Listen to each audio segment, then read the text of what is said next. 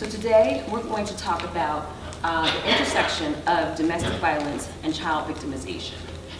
So there's a study that was done by the Trauma and Resiliency Institute at Rutgers Newark that talks about just the adverse effects on victims. So victims of violent crime are vulnerable to symptoms of post-traumatic stress that include emotional apathy, increased arousal and anxiety, flashbacks, hypervigilance, and disruption of sleep, including persistent nightmares.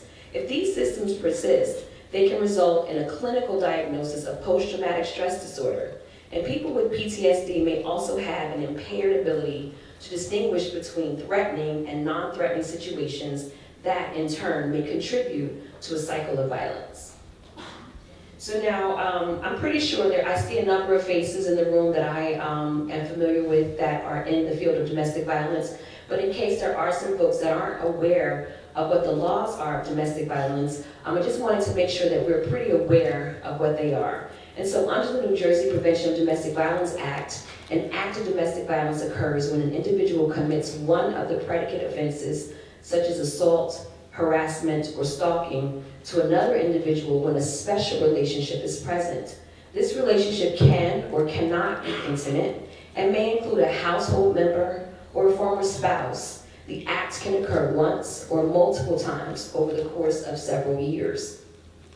Domestic violence means the occurrence of one or more of the following acts committed against a victim by an adult or an emancipated minor. So we see crimes that range from assault all the way to homicide, and these are a list of those crimes here. So a victim of domestic violence means a person protected by the law and shall include any person who has been subjected to domestic violence by a spouse, former spouse, or any other person who is a present or former household member and where the victim is 18 years of age or older, or who is an emancipated minor.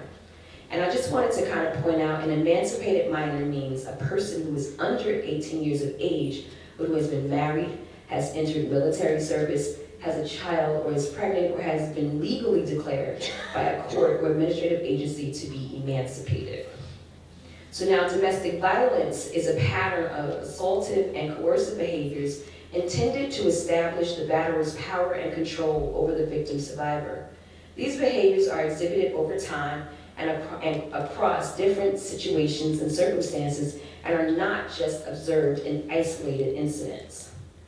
So child abuse is, at a minimum, any recent act or failure to act on the part of a parent or caretaker which results in death, serious physical or emotional harm, sexual abuse or exploitation, or an act or failure to act which presents a serious risk of imminent harm.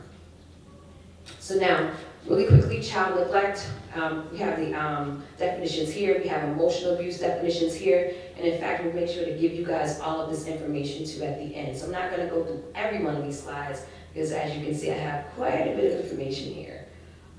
However, I do want to point out what harm is legally defined as. Number one is exposing the child to a controlled substance or alcohol, engaging in violent behavior that demonstrates a wanton disregard for the presence of a child and could reasonably result in serious injury to the child, and negligently failing to protect the child in his or her care from inflicted physical, mental, or sexual injury caused by another.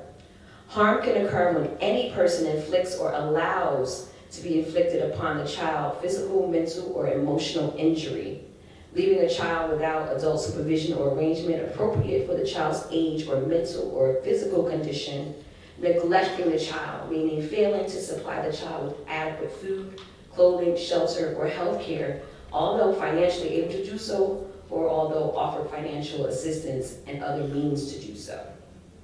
So now when we talk about domestic violence, especially here in the state of New Jersey, I do want to just point out some statistics that we have. So in 2013, there were over 64,000 cases of domestic violence in New Jersey, and approximately 5,240 of those cases occurred right here in Essex County. And so when we look at it from a county perspective, Essex County is the state's most densely populated county, has among the highest number of domestic violence fatalities, police-reported domestic violence offenses, and requests for restraining orders in the state. And when we look at it from a statewide perspective, we have approximately about 80% of the domestic violence victims are female, while 20% of the domestic violence victims are male. And so when we talk about, domestic violence fatalities, I would be remiss if we didn't look at how domestic violence really impacts all of us, particularly on a fatal level. So 9.4% of all homicides in New Jersey were due to intimate partner homicides, and African American women between the ages of 25 and 44 were victims of intimate partner homicide at least 3.5 times more than white women of the same age group.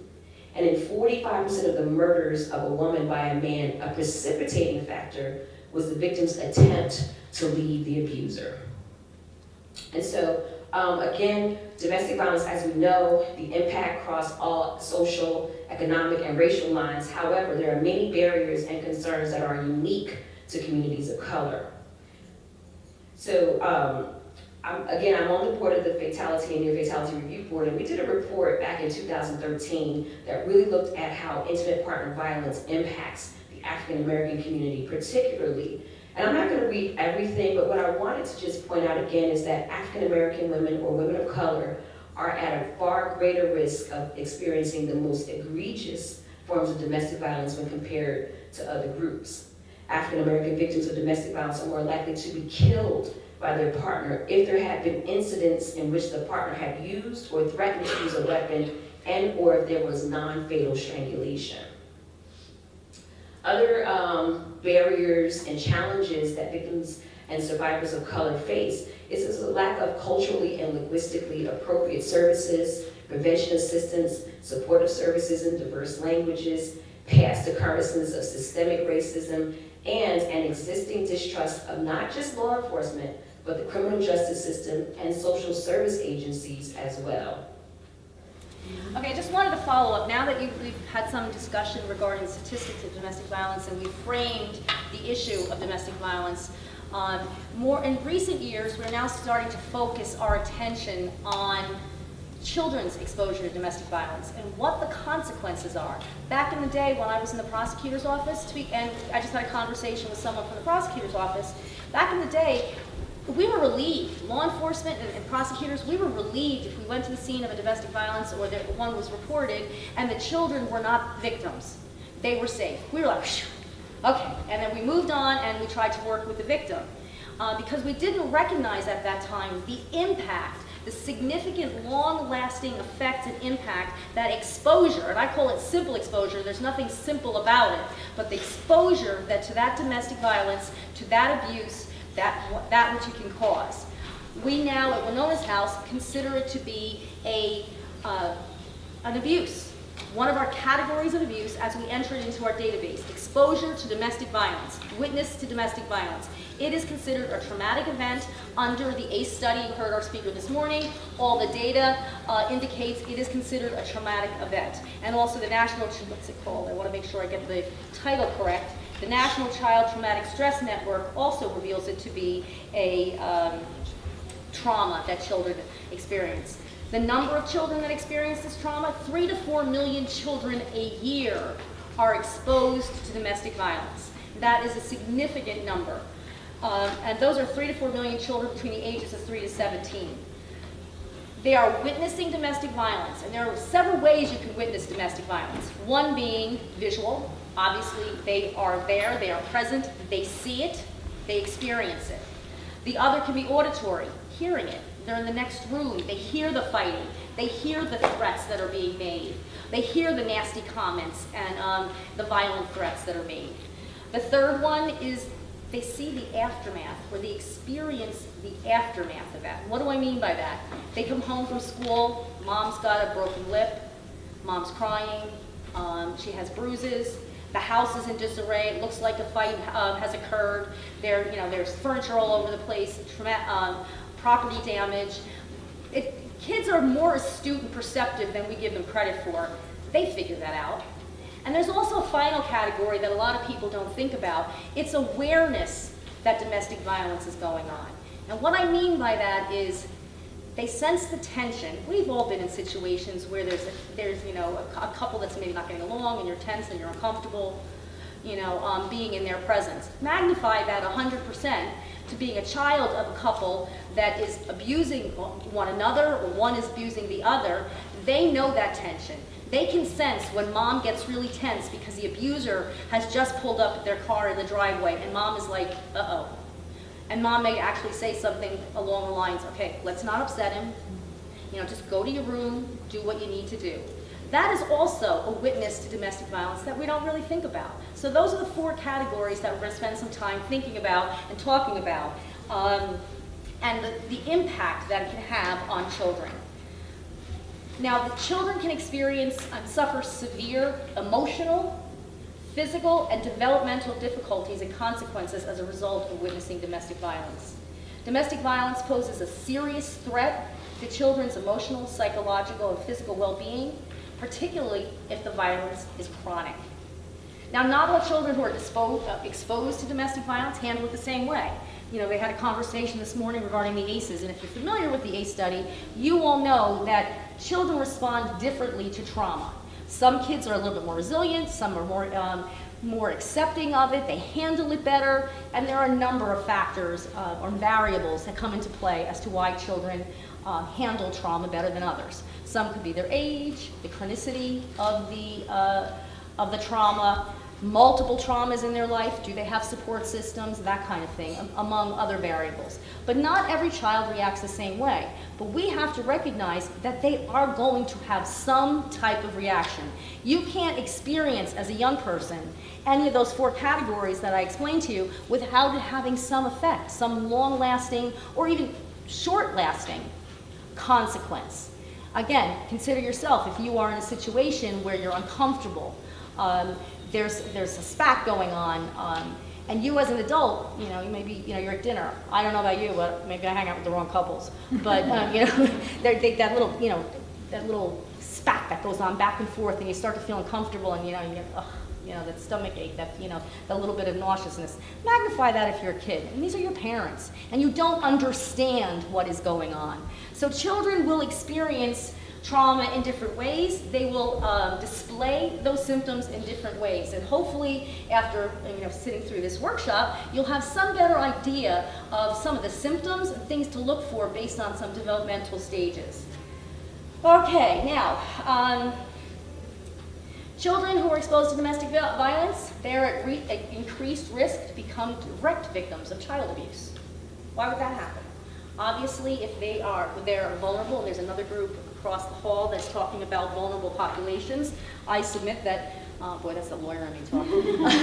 I submit that this is a vulnerable population. Children who are exposed to domestic violence are vulnerable because their self-esteem is lower, they don't understand certain things as we go along on how to deal with emotions and relationship building because they've gotten all the wrong negative cues on how to handle relationships.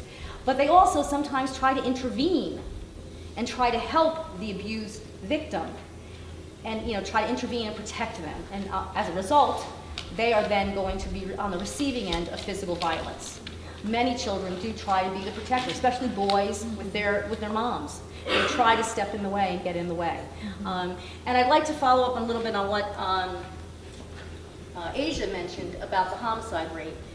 We at the center, unfortunately, recently had to handle a case where there was homicide, and we had the children who were witnesses to the homicide, and they were in our center. And as sad and horrible of a situation that was, I have to say, I think it was the CAC's, our Child Advocacy Center's, most shining moment. I could see the heads nodding for people that were present at the time. And I can't say there weren't tears shed because I don't think there was a dry eye in the place among staff, but everybody came together, all disciplines came together to work with those children to try to make sure that as traumatic and horrible of an experience as it was, that they were handled with professionalism, caring, and hopefully this traumatic event, given the way they were dealt with and the recognition that what they've experienced is a trauma, that they will hopefully, as they work through the process, will be able to become strong, healthy individuals.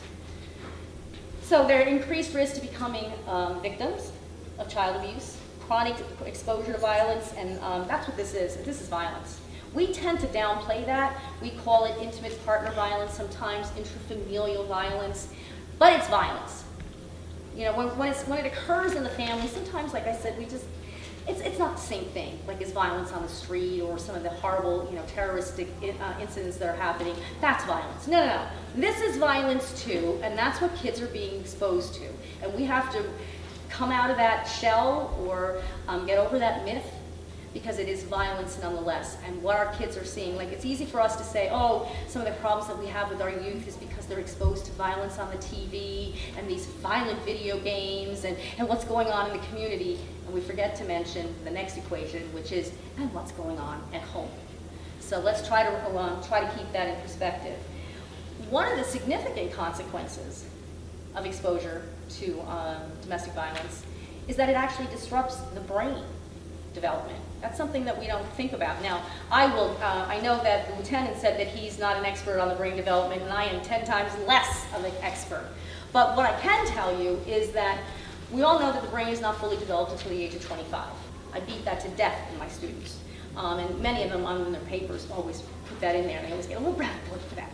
But it's not fully developed until the age of 25. So you have young people, 2, 3, 4, 5, whatever age group, and domestic violence exposure affects preschool, elementary school, middle school, and high school age, maybe differently, but the effects and consequences are across the board. So imagine if the brain is not fully developed, and it specifically, it affects their brain structure. The brain structure that is affected by stress. That makes sense. If you're being exposed to violence among family members, again, you're confused because you don't understand it, that's a stress. And there's certain brain development that is affected by stress. And one of them is the executive function of the brain.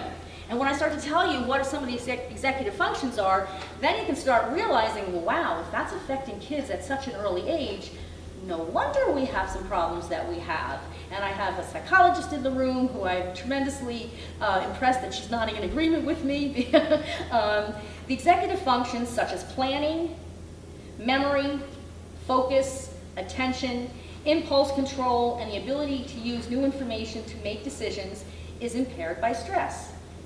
That's scary.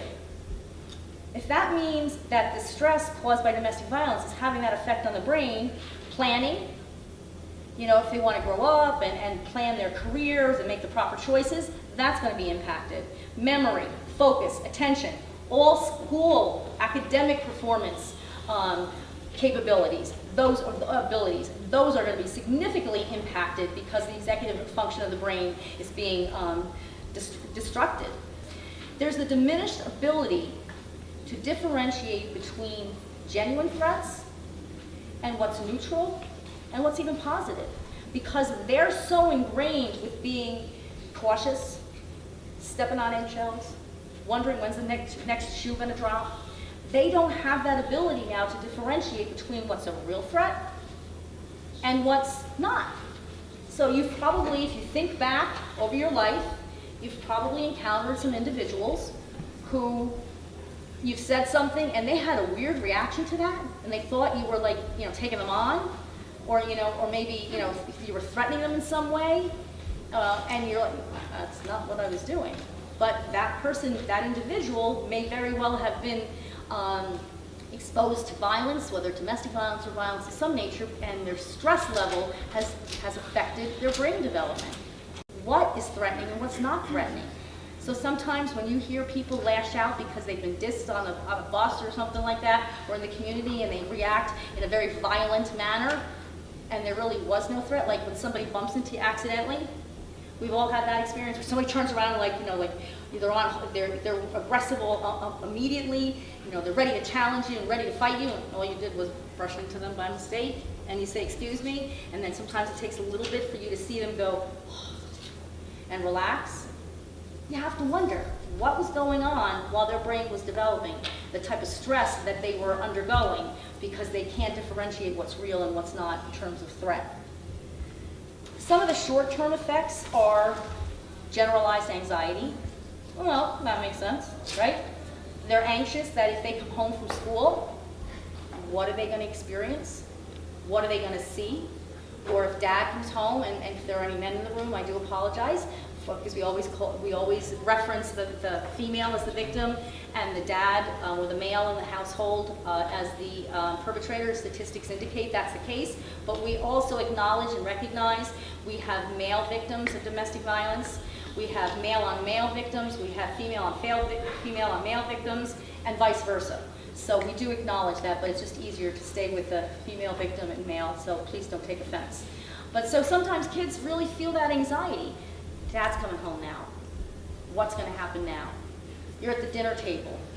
Somebody spills something or drops something, and uh-oh, all hell's going to break loose now. And that anxiety, imagine the toll that takes on a child. So I briefly mentioned having a stomach ache. There are physical consequences. People start to feel uncomfortable and have health problems. Kids lack of sleeplessness. They can't sleep.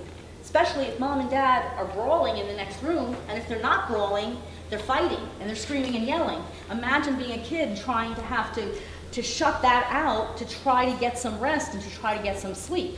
Obviously, that's going to have an impact. Additional consequences are nightmares, because they're living one. So when they go to sleep, their consciousness is really no different than what they're experiencing during the day, and they're suffering nightmares. They have difficulty concentrating, and they have cognitive problems. As I said, if it affects the executive function of the brain, their academic performance is going to be affected. If they can't focus, they can't pay attention, they're antsy, then we're surprised that they don't do well at school. And as was mentioned earlier this morning, we have this, the zero tolerance policy, which is in many of my classes. You don't want to be in my class when I start to get on my bandwagon about zero tolerance policies. And one of the things that Stacy mentioned was we don't ask a kid what's going on, right? What's wrong? What's wrong with you? Why are you behaving this way, right? It's all immediately accusatorial. Instead of sitting down with a kid who's misbehaving in school or not getting it, is antsy and maybe pulling the kid's hair in front of them or whatever, throwing things, or just not paying attention and being disruptive to the class. We don't ask what's going on. We start being accusatorial. And then if the kid has a negative response, because we have 25 perfect children in this class, and the 26th person is acting up and is disrupting those 25 kids, we're going to remove that child from the classroom. I get that. Parents want to send their kids to school, and they want to have a good education, and they don't want to have a disruptive influence, which the number 26 is. But instead of sitting down and asking 26 what's going on, what do? We expel them. We suspend them. We send them to some of these great alternative schools that they just have to show up, and they don't really get the extra education they need, and nobody addresses the issue. Where that simple question, as Stacy mentioned this morning, what's going on, could really start a conversation that could resolve a whole number of things. And many times, frequently, it's going to be what's going on in the home. If you have a kid, like I said, sleeplessness is one of the short-term consequences. You have a kid who can't sleep, it's up half the night, the executive portion of the brain has been altered because of the stress, so he can't function. How well do you think he or she is going to do in school? Not well at all. And then if you don't have, as Stacy mentioned, school personnel who are experienced in trauma, they're going to do all the wrong things. And like I said, suspend, expel, and then we have kids on the school to prison pipeline. And kids are going to then become involved in the criminal justice system, stealing, acting out, et cetera, et cetera. It's a downward spiral. And that can all be prevented, as Stacy said, if we had personnel in the school who understands or understood trauma and ask the right questions. And we, as professionals in disciplines that work with children, have to recognize, and I get it, kids who act up, brats, especially hormonal brats, not my favorite group of kids to work with. But we have to understand there's a reason that these kids are acting up. And we have to address those children's needs, because otherwise society we're going to pay the consequences. We're going to have further victimization. Of course, one of the consequences we all understand when you're dealing with exposure to violence is kids get sent the wrong message in terms of love and intimacy. They think, isn't this the way all relationships go? If that's all you know, kids are a mirror or a sponge of what they see in their home environment. And if they see this is the way mom and dad express themselves, doesn't that equate? And in their world, it does. It equates to intimacy and love. So then are we surprised that young girls who are observers or witnesses to domestic violence then become involved in date rape relationships or abusive, violent relationships as they get older? Should we be surprised by that? Should we be surprised that boys who see dads exerting power and control in the relationship, isn't that what a relationship is all about? Isn't that what I'm supposed to do as the man in the relationship? Or as a partner in the relationship? Isn't that what I'm supposed to do? So then should we be surprised then when that young boy becomes an abuser in a relationship or is accused of date rape or violence in a relationship? We shouldn't be surprised because we're not addressing these issues. And I know some people, a lot of my students don't quite understand well, wait a minute, if you've been in that situation, you don't want to be in that situation. Why would, if I saw my mother being abused, why would I want to put myself in that position? But again, that's all they know. That's how they believe intimacy and love is supposed to be expressed because they don't have any other role model. They have no other experience. Yeah, they can watch television. I used to say they could watch Leave It to Beaver, but more than 95% of you have no idea what I'm talking about. But these good wholesome television shows and things like that. But even now, television actually is becoming a little bit more of a mirror of the community and is actually starting to address some of these issues, which is a good thing, that we don't have this false stuff on television where everybody thinks it's all roses and things like that, that there are very real things that are going on in families. So these are among some of the consequences that children deal with. Let's see, they have high activity levels. Again, they're antsy, they're bouncing around, they're kind of thing, they're not focused. Again, problems with performance, increased aggression. Again, that sounds almost, doesn't make sense. It's counterintuitive. That doesn't make sense. If they see all this aggression going on at home, why would they be aggressive? Well, for a number of reasons. One is frustration. They have no way, or they don't feel they have a way of expressing what's going on at home. They don't have a way to tell people what's going on. And again, what did we say? Children mirror what they experience at home. And if Susie takes, Johnny off, or Johnny takes, Sam's pencil, and he's angry about it, he's going to react the way somebody at home would react and smack him around. We shouldn't be surprised by that. So increased aggression is definitely one of the consequences that we see for children. And of course, there's increased anxiety, worrying about their future, worrying about their safety, worrying about their siblings' safety. We talked about that there's a possibility of higher risk for children who are exposed to domestic violence to become abusers themselves because sometimes they intervene and protect their parent, but many times they also intervene to protect their sibling because they're afraid their sibling is going to be injured, or maybe their sibling is going to intervene to protect the parent. So they have anxiety about their safety, their parent's safety, and their sibling's safety. So their anxiety level is way up. And those are obviously that's a short-term consequence, which has a long-term effect on health. We all know, and we all live it, everybody in this room is living it because we're all high anxiety, high stress disciplines, but we all know that stress and high anxiety leads to health problems. We have to be cognizant of that in children who are exposed to domestic violence. If we say that one of the short-term consequences is high anxiety, if that is left untouched, untreated, then we have a real problem or potential problem in the future with health problems. So we have to make sure that we can address these issues. So we talked about anxiety and depression are potential issues, PTSD, that was mentioned earlier, physical health problems, behavioral problems, alcohol and substance abuse. I know it sounds cliche, but people do turn to drugs and alcohol for escape. We all recognize that, once you wake up the next morning after having, and you have the hangover, it may not be feeling so good. But for that brief moment when you were drinking and maybe you were happier and you felt or you believed that all those nightmares, those true nightmares, were going away. So a lot of these kids turn to drugs and alcohol as a form of escapism. and we talked about it has effects on relationships. They get negative messages sent to them. So if this is not dealt with, if these kids are not provided with trauma-informed therapy, they are going to have relationship issues, whether it is just friends or whether it is interfamilial relationships with this intimate, significant partner. They're not going to know how to handle those relationships. And unfortunately, we talk about it all the time, the cycle. And the cycle perpetuates itself. So we have to stop and think about what these consequences are, identify them, recognize them. And I just want to give you some developmental stages, and then Asia will continue, and then we'll talk about some potential ways of handling some of these issues. But ages and developmental stages, and the reason I'm going to go through this is in order to get your CEUs. I had to say this was one of your learning objectives, so I got at least, my content says I have to tell you this so that you can then get your credits.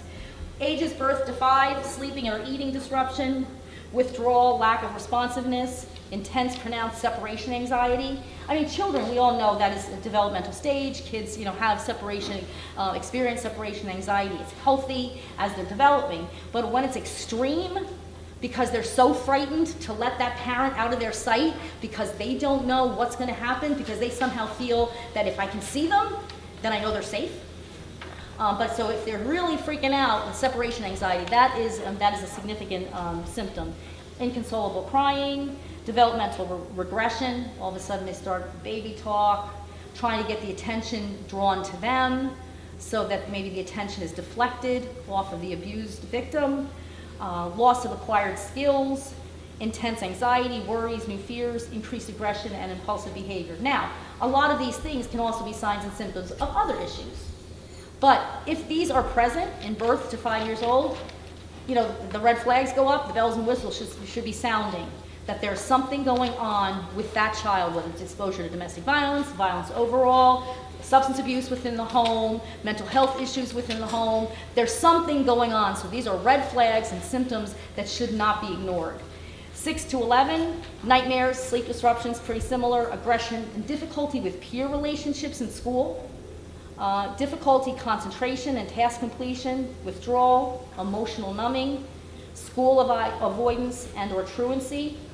And the reason for that is sometimes they'd rather stay home, again, to make sure if they're home they can keep a lid on things. They can make sure that mom is safe and that nothing bad is happening. Or because they're not sleeping, they have stomach problems because of the stress. They're not able to focus so well in school. They're not doing well in school. Their academic performance is affected. So when your academic performance is affected and you're not doing well up to the same level as your peers, you don't really want to be there, do you? So you're going to be truant. You're not going to go to school. So these are some of the issues for ages 6 to 11 and 12 to 18. Antisocial behavior, school failure, impulse and or reckless behavior, again, truancy, substance abuse, running away, involvement in violent or abusive dating relationships, as we talked about, depression, anxiety, and withdrawal. A lot of children who are running away are literally running away from what's going on in the home. Not all. I mean, there are a number of reasons for runaways, but many of them are running away from what's going on at home.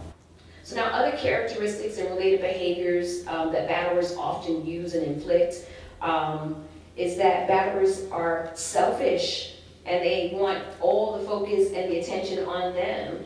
Batterers often control the battered woman's access to money and transportation, severely limiting her ability to seek medical attention for sick and or injured children. Batterers use children as weapons against the mother and often threaten to take custody of the children, harm them, or abduct them if the mother leaves. And again, when we talk about that false sense of entitlement, there's this attitude where these are my children, so I can do to them whatever I want. Now, I don't know about any of you guys, but I can recall my mother used to say, I brought you in this world, and I can take you out. Well, you can't. You might think you can, but you cannot. Oftentimes, too, batterers will threaten to report a victim survivor to Child Protective Services for bruises and injuries that they've caused to the actual child. Also, batterers sometimes feel that they have to have a very rigid and severely controlling behavioral or disciplinary style. In other instances, guns and weapons are commonly found in homes, which correlates with an increased risk of death for women and the children upon leaving. And let's talk about custody really quickly. I know many people think that, the courts are more sympathetic to victims or to women. That's not always the case. And as we can see, despite the myth that courts are always award mothers custody, several studies have found that courts award custody to the fathers approximately 70% of the time in contested custody cases. Victims often feel anxious, fearful, depressed. They are hypersensitive or hypervigilant. They often feel disposable or vulnerable, unstable, stripped of their significance, identity, purpose. They're usually humiliated, ashamed, isolated, angry, and just consumed with overall survival that they're unable to fill a lot of those emotional voids and be as protective as we would like them to be. So now, as we talk about the link between the domestic violence and child abuse, and as we're talking about the case with Michael Moore, and what was so jarring about it is not only was this child victimized in this particular incident, but when they looked at various medical reports, this child had significant injuries and broken bones and bruises from years and months of abuse and neglect. In fact, Child Protective Services had been involved, and there was court-supervised visitation for this particular family. Unfortunately, those supervised visitations were canceled 1 month before he passed away. So because a lot of times we look at things on the surface and we go, even in instances where we'll go to a home and we'll see, okay, they seem to be okay. Everything seems to be a certain way when we see it. But if we look closely, I'm pretty sure with this child being in the condition that he was in, someone should have noticed that something wasn't quite right. We may not be able to know what to call it, but we definitely know when something really doesn't sit well with us. And so I just wanted to point this out, some statistics.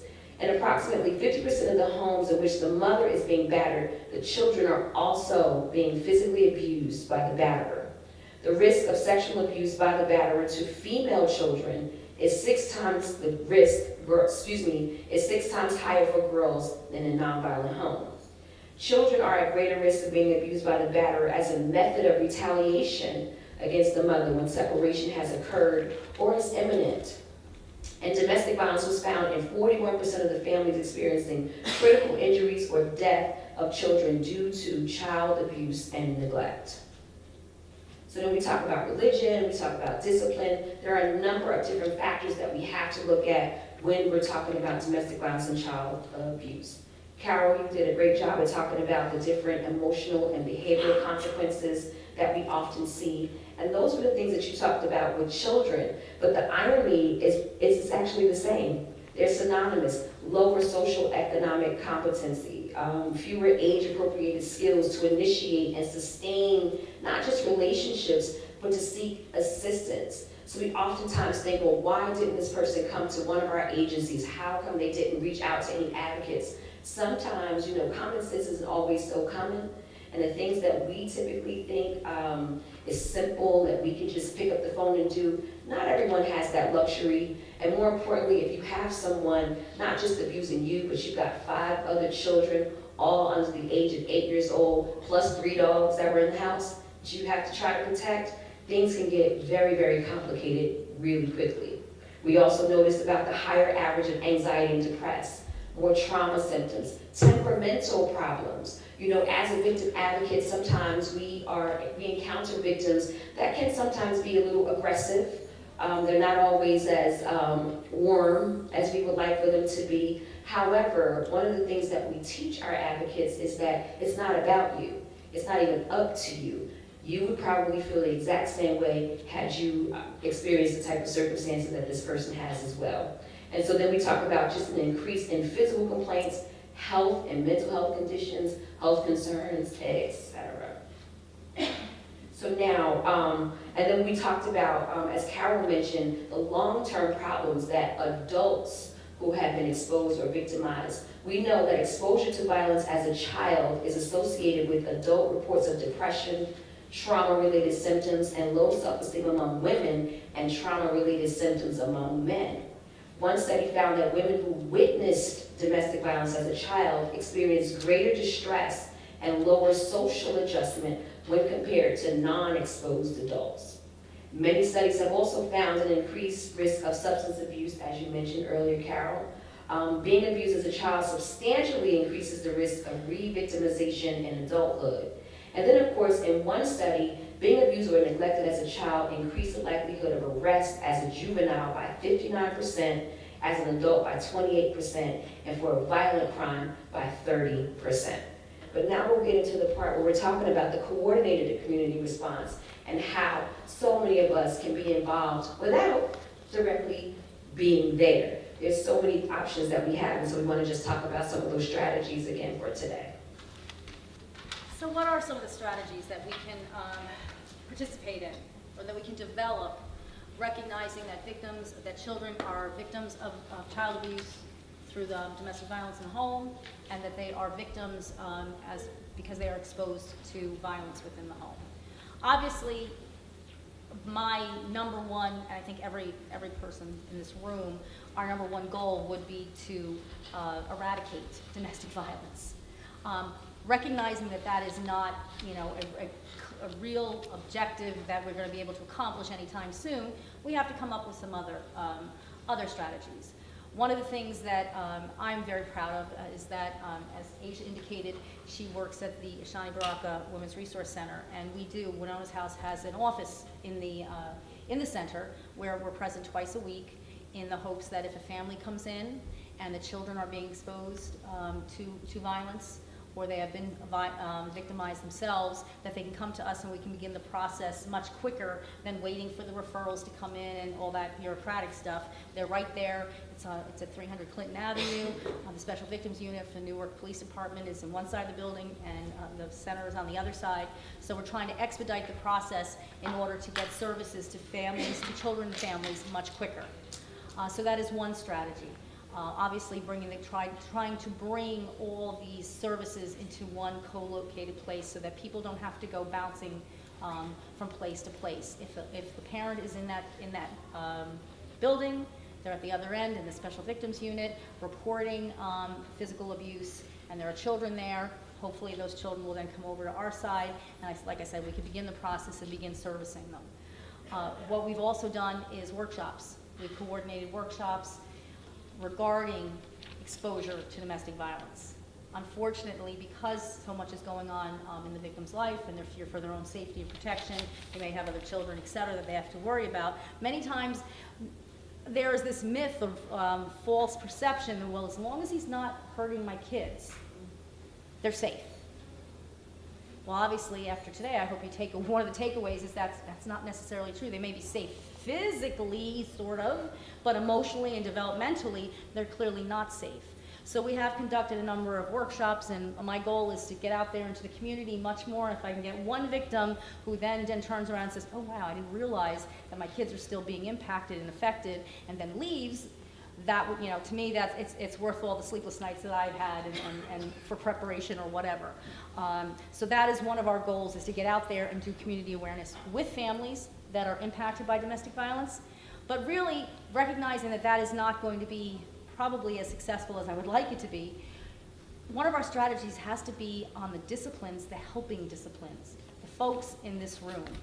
If you now can recognize and understand that children who are exposed, and I like I said, I use the word simple, but simple exposure to domestic violence. Again, because of that myth, they weren't hurt physically so that they're safe, which is what we believed back in the day. But we now recognize that that's not true, that you, if you are in DCP&P, make that referral to the Regional Diagnostic and Treatment Center for an assessment, for an evaluation. If you don't want to use RDTC for whatever reason, make that referral to someplace else. Get those kids evaluated, because they are observing this violence and they are going to have long-lasting, significant effects in their lives. School personnel, as Stacy mentioned this morning, if we have any school people in here, focusing on trauma-focused capabilities for school personnel staff, for them to recognize and identify these symptoms, recognize that there are problems, and again, asking that question, what's going on as opposed to what's wrong with you, why do you misbehave, that kind of thing. If we can then develop personnel who are trained in this field to identify and recognize strategies, recognize symptoms, that is a significant strategy that we can utilize to help get our children help. Obviously, if we can make the referrals and we can get them into treatment, that treatment needs to be trauma-focused. This is not a knock on anybody who hangs a shingle, but frequently we forget, and as we heard today, being a witness to domestic violence is an ACE. It's an adverse childhood experience. It is a trauma. Going to necessarily family counseling that isn't trauma-focused and where the clinician doesn't have the experience to deal with that trauma, I'm sure there are benefits to it, but it's not really getting to addressing the root of the issue. We need trauma-focused treatment and trauma-focused therapy. We have this conversation with DCPMP all the time. We have some MDT core members that are present in the room, and they're very good at identifying those programs in which they are trauma-focused so that we can get the kids the help that they deserve and that they need. So that is another strategy. Another strategy is the community. We all know, I know there is a segment called Beyond Mandatory Reporting, but we all know that we're all mandatory reporters. Whether you're a teacher, a doctor, a professor, a law enforcement, DCPMP worker, social worker, doctor, nurse, whatever, a lot of people think it's just restricted to those types of helping professions. We are all mandatory reporters. And even you and your personal life, in your private life, when you're not on the job, you're not on the clock, you hear the screaming and yelling next door that's going on constantly, and there are children in the house. Well, today, those kids are being abused. Those kids are at risk of having substantial, long-lasting consequences as a result of what's going on in that household. Pick up the phone and make that call.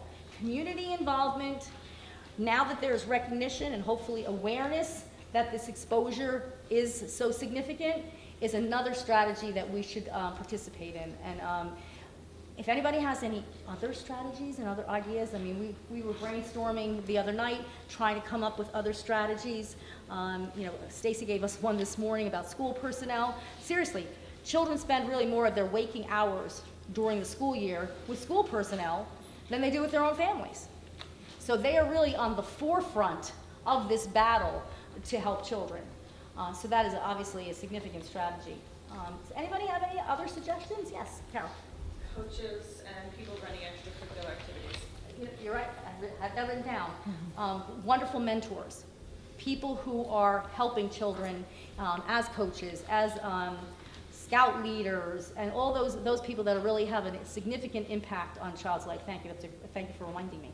Somebody else? Yes. Health department, control, law enforcement. I think that needs to be changed. And I think that's a good point. Again, I told you we had a conversation with a member of the prosecutor's office earlier.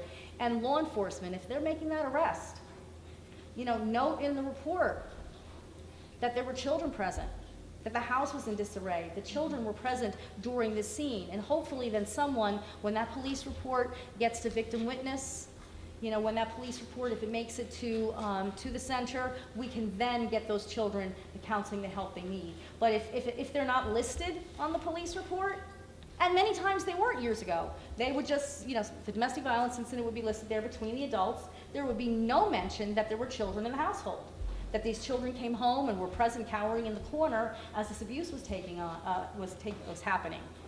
So if we can have, hopefully, better police report writing, that's a great strategy to indicate that there are children present so that we can hopefully take steps to get those children the counseling that they need. Yes? Local churches. And don't let me get on that subject. I have to tread softly on that one.